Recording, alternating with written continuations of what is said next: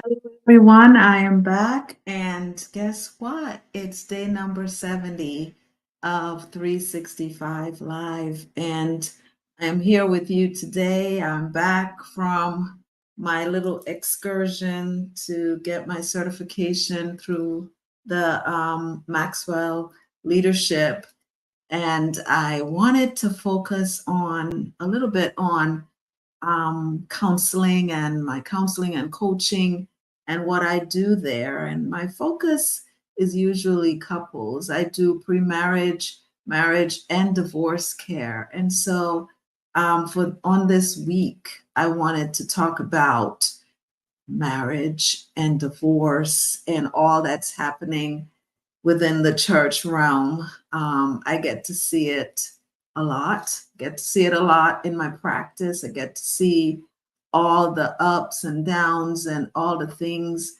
that are going on in what we consider Christian marriages. And so I looked at some statistics, before I jumped in. And a Barna study on divorce revealed divorce rate among all adults at 33% or more. Among evangelical Christians is 26%.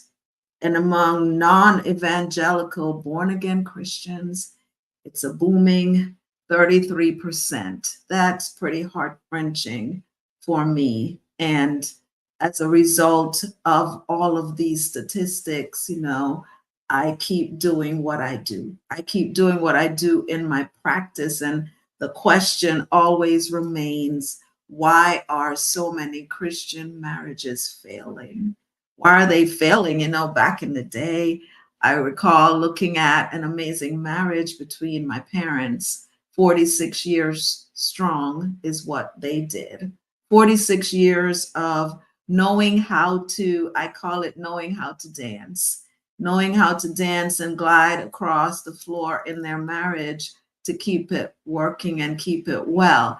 I am absolutely positive that their marriage was not perfect, but to those of us watching, it seemed as perfect as it could get.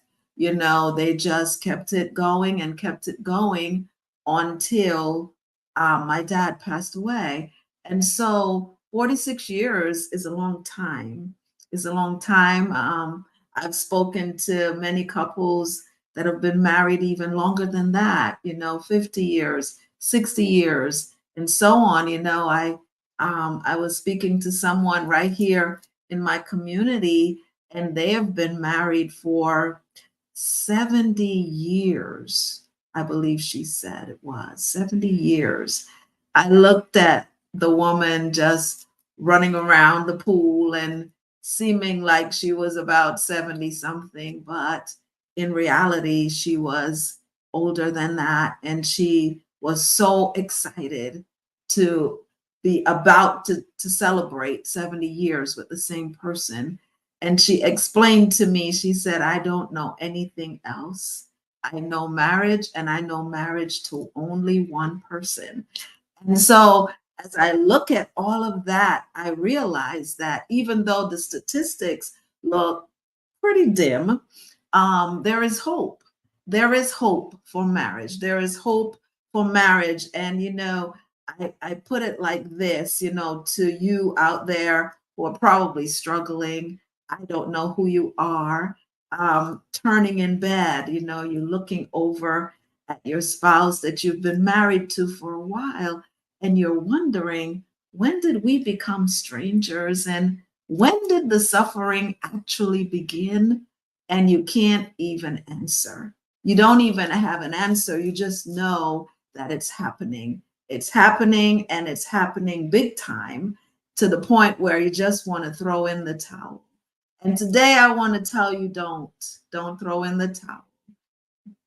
Give it one more try. Don't throw in the towel. Don't give up. Um, Let me help you restore your marriage. And so I have created a program At first, it was a coaching program, and it still is. It still is. But I've decided to also incorporate it in my counseling practice. It's called Push. Push, beyond silent suffering in Christian marriage as a result of the the coaching program and all that I've invested in this. I've also allowed it to be a part of the retreat coming up to Jamaica. Those of you who are not able to make it, it will be happening in April. And so next year, 2025, God willing, it will happen again for you. But push is a big deal. And the push means persevering, unstoppable, sacrificial hope. And during this week, I wanted to talk to you about each part of that acronym, what it means to push, what it means to be unstoppable, what it means to be sacrificial, and what it means to have hope when it pertains to marriage, because that is what it will take in order for your marriage to last until death you part. That is what it will take. It will take a major push. So, my counseling practice is a counseling practice that is biblically based with person-centered principles. And as a utilizing all of that, I have come up with Push. God has downloaded this into me for couples, for Christian married couples. And I'm excited. I'm excited for that. I've I've been involved in divorce, and I realize that it doesn't do anything but bring pain and hurt usually, especially if there are children involved and all the things. And even when there aren't, it's just a painful process. It's just a painful process. And it's painful because, and I understand why it's painful, because God hates it. He hates divorce. That is not his desire for anyone. And I realize that sometimes it's unavoidable, but sometimes it is avoidable. We can't avoid it. And sometimes we throw the towel in just too soon. So if you want to learn about Push, I'm going to be talking about it this week for a few days, just to talk about what the acronym means and all the things that are involved in the push. And so if you want to know more about it for yourself or for someone you could just click the link in the post. There's a link that takes you to where you can book a call with me, a 30-minute call. And there's also a link that takes you directly to where you can schedule a free 30-minute consultation with me so that I can explain the Push program, whether you want to do it as a coaching or you want to do it as a counseling program. I will be happy to help. I will answer any questions you may have. God desires a push. He desires a push. He desires perseverance and being unstoppable and sacrificial and hoping for all of these marriages out there. I am here to help. Who would have thought? Who would have thought that it would be me that God would choose? Who would have thought? You sometimes wonder, well, why would he choose someone who's gone through divorce? Because that person understands what it means to be divorced, and it understands what it means to also be in a absolutely amazing marriage right now.